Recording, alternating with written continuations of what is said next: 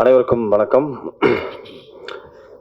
இந்த ஒரு ஸ்டார்ட் பண்ணும்போது சொன்னார், ஒரு வாழை இலையில் வந்துட்டு வெறும் சிப்ஸு கேசரி வச்சுட்டு எங்களை பிகினிங்கில் பேச சொன்னாங்கன்னு. இப்போ நான் வந்து நிற்கிற இடம் எங்கே இருக்குன்னா, வாழை இலையில் எல்லாரும் திண்டு முடித்து மூடி அதை கிழிச்சு விட்டு அதை பொறுக்கிற தருணத்தில் தான் நான் இருக்கேன். ஏன்னா எல்லாத்தையும் பேசி முடிச்சிட்டாங்க. ஸோ அதனால ஃபஸ்ட்டு ரொம்ப நெகிழ்ச்சியான ஒரு ஈவினிங்காக இருந்தது. என்னென்னா, தன்னோட குடும்பத்திலேருந்து ஒருத்தர் வந்து வெளியே வந்து ஒரு படம் பண்ணுறோம் அப்படிங்கிற ஒரு விஷயத்த பத்திரிகை நண்பர்கள் சேர்ந்து கொண்டாடிய ஒரு தருணம் ரொம்ப அழகான தருணம். ஏன்னா எல்லாரும் சேர்ந்து வளரணும், அடுத்தவங்களோட வெற்றியை பார்த்து நம்ம சந்தோஷப்படுற ஆட்கள் ரொம்ப கம்மி. ஸோ இந்த மேடையில் அது நடந்தது ரொம்ப நெகிழ்ச்சியாக இருந்தது. ஸோ வாழ்த்துக்கள். அண்ட் ஊடக நண்பர்கள் அனைவருக்கும் மாலை வணக்கம். மேடையில் அமர்ந்திருக்கும் அனைவருக்கும் வணக்கம். ஸோ அவங்க ஐ திங்க் அபிராமி மேடம் எல்லாத்தையுமே பேசிட்டாங்கன்னு நினைக்கிறேன். படத்துக்கு என்ன தேவை, இந்த மேடைக்கு என்ன தேவையோ அது ரொம்ப அழகாக பேசிட்டாங்க. ஸோ நான் 2-3 விஷயங்கள் மட்டும் பேசிட்டு அப்படியே முடிச்சுக்கிறேன். என்னை பொறுத்த வரைக்கும் இவங்க என்னை இன்ட்ரடியூஸ் பண்ணும்போது சொன்னது என்னென்னா, கதையின் நாயகனா என்னென்ன. பட் என்னோட கெரியரில் நான் இவ்வளோ படங்களில் நிறைய படங்களில் நான் வந்துட்டு ஒரு கதையின் நாயகனாக தான் இருந்திருக்கேன்.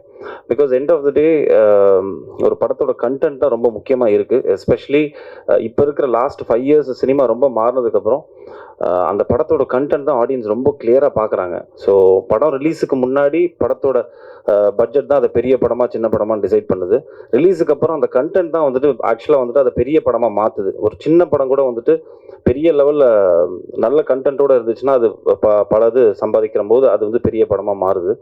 ஸோ அதுக்கு இப்போ ரீசெண்ட் எக்ஸாம்பிள் நிறைய படங்கள், சின்ன படங்கள் நிறையா வந்து பெருசாக போயிருக்கு.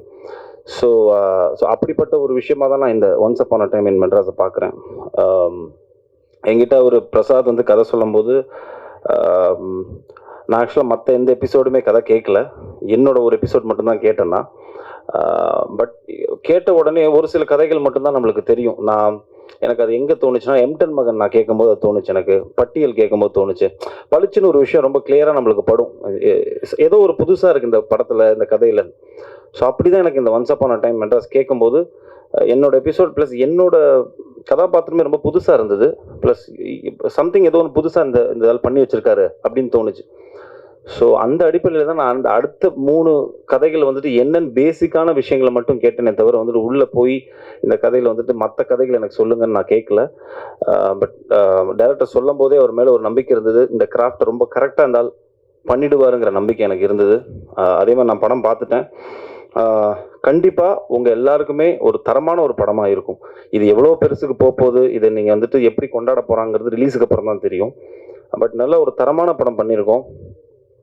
ரெண்டாவது, இந்த மொத்த டீம்லேயுமே வந்துட்டு ஒரு பெரிய ஒத்துமை என்னென்னா, நான் அப்படியே யோசிச்சுட்டு இருந்தேன், இங்கே இருக்கிற ஆர்டிஸ்டாக இருக்கட்டும், இந்த ப்ரொடியூசர்ஸாக இருக்கட்டும், யாருக்குமே எந்த பின்புலனுமே இல்லாமல் ஸ்க்ராட்ச்லேருந்து வந்து கஷ்டப்பட்டு சினிமாவில் ஏதோ ஒரு விஷயத்த நம்ம பிடிக்கணும், ஒரு இடத்த பிடிக்கணும்னு இருக்கக்கூடிய நபர்களாக தான் நான் பார்க்குறேன். இப்போ இவங்க எல்லாருமே இருக்கட்டும், எல்லாருமே மேடையில் இருக்கிற எல்லாருமே இருக்கட்டும், 0லேருந்து ஆரம்பித்து சினிமாவில் நம்ம அடுத்த லெவலுக்கு போகிறதுக்கு என்ன பண்ணணும்னு டெய்லி யோசிச்சுட்டு இருக்கக்கூடிய கேரக்டர்ஸாக தான் எல்லாருமே இருக்காங்க.